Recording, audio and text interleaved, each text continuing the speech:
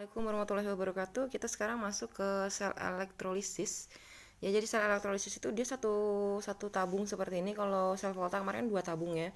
Nah, satu tabung seperti ini arah aliran elektron mengalir dari anoda ke katoda, tetap sama ya. Arah aliran elektronnya dari anoda ke katoda.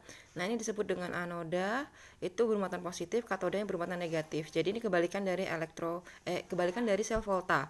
Kalau sel volta kan katodanya yang positif, anodanya yang negatif. Tapi kalau di elektrolisis itu kebalikannya, anodanya yang bermuatan positif, katodanya bermuatan negatif.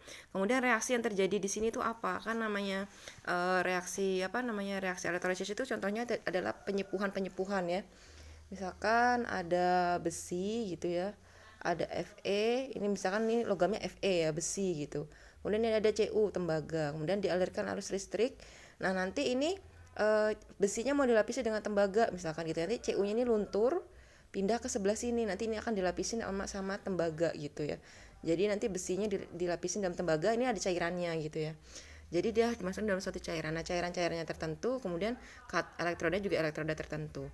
Nah, gimana reaksi-reaksinya? Ada reaksi-reaksi elektrolisis. Nah, ini adalah reaksi di katoda. Reaksi di katoda itu bergantung apakah dia logam aktif atau logam yang non aktif gitu ya. Kalau logam aktif itu maka dia langsung di reduksi ya. Yang direduksi adalah air. Jadi kayak gini maksudnya. Ini enak pakai contoh kayak gitu ya. Jadi ada yang jenis kation itu ada yang aktif, ada yang tidak aktif ya. Yang tidak aktif itu namanya inert. Nah, ya, jadi logam tidak aktif itu tidak aktif itu namanya inert ya, inert. Nah, inert ini adalah logam-logam tidak aktif, itu hanya terdiri dari unsur C, PT, dan AU. Jadi kalau di sininya itu C, PT, AU tuh nggak akan bereaksi. Jadi kalau dia di sininya itu adalah C, elektrodanya ini ya, kalau nggak C, kalau nggak PT, AU ya berarti ini nggak akan bereaksi. Artinya adalah ini nggak akan luntur. Yang bereaksi adalah cairan di dalam sini gitu ya. Jadi ketika kita mau mereaksikan yang mana nih yang akan bereaksi gitu ya. Kita akan ngecek dari aturan-aturan yang ini. Di katode siapa yang bereaksi, di anode siapa yang bereaksi kayak gitu ya. Ini contohnya. Coba kita contohkan dulu dari pilihan ganda kalian. Misalkan kayak gini deh ya. Misalkan kayak gini. Ada jenisnya, ada jenis larutan, ada jenis lelehan. Nah, seperti ini ya. Larutan itu artinya sudah ditambahkan air ya. Kalau lelehan itu artinya tanpa air ya, harus diingat. Tanpa air. Jadi misalkan larutan NaCl gitu atau lelehan NaCl dengan elektrode karbon misalkan. Elektrode karbon itu C ya. C dengan elektrode karbon atau C. Dan NaCl juga sama nih, misalkan dengan elektrode karbon juga gitu ya, karbon atau C. Beda di mana? Beda di larutan sama di lelehan gitu. Maksudnya gimana? Misalnya gini. Nah, ini ada wadah, ada elektrodenya adalah karbon ya. Di sini dinyatakan bahwa elektrodenya itu karbon, berarti ini sama-sama C. Ini logamnya dua-duanya C. Kemudian dihantarkan arus listrik kayak gini. Nah, cairannya ini yang kita pakai nomor 1 dulu ya. Ini nomor 1, ini nomor 2. Cairannya adalah larutan NaCl. Kalau NaCl diuraikan itu akan membentuk Na+ sama Cl- gitu ya. Berarti di sini ada ion Na+, ada ion Cl- gitu. Nah, seandainya ini adalah kutub positif, di sini ada kutub negatif, berarti di sini adalah anoda, ini anodanya. Nah, ini adalah katodanya gitu. Lalu yang bereaksi di anoda siapa? Yang bereaksi di katoda siapa gitu ya. Maka reaksi yang di anoda itu adalah yang masuk ke sini. Jika dia elektrodenya anodanya inert CPTAU, ini kan tadi elektrodenya ini C kan, berarti dia inert, berarti pakai aturan yang ini. Jika dia ada sisa asam, misalkan ada SO kayak gini, nanti yang teroksidasi adalah air.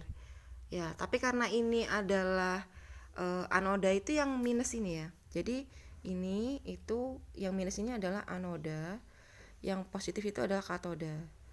Jadi diingat kation katoda, anion anoda gitu ya. Jadi ini namanya anion. Anion itu yang bermuatan negatif. Itu bertindak sebagai anoda, ini positif itu kation ya. Yang positif namanya kation bertindak sebagai katoda. Tapi antara anoda itu antara Cl- sama air. Nah, yang menang ini siapa gitu ya. Sama seperti katodanya juga sama. Katodanya itu antara si Na plus sama si air. Kenapa air? Karena kan ini berupa larutan ya. Kalau berupa larutan itu berarti ditambahkan air tadi, berarti ada faktor air di sininya. Nah, siapa yang menang di sini? Kita pakai aturan ini. Jika ada unsur OO-nya, si kationnya ada OO-nya, maka air yang menang. Reaksinya seperti ini. Nah, tapi di sini kan Cl- tidak ada O-nya ya, kecuali ClO- gitu. Misalkan ClO-, ClO2-. Nah, ini ada OO-nya. Nanti yang menang air, tapi karena nggak ada O-nya di sini, maka yang menang adalah bawahnya, aturan bawahnya. Sisa asam lain seperti OH, O2, anion teroksidasi seperti Br, Cl, OH, O ini akan langsung dioksidasi ya.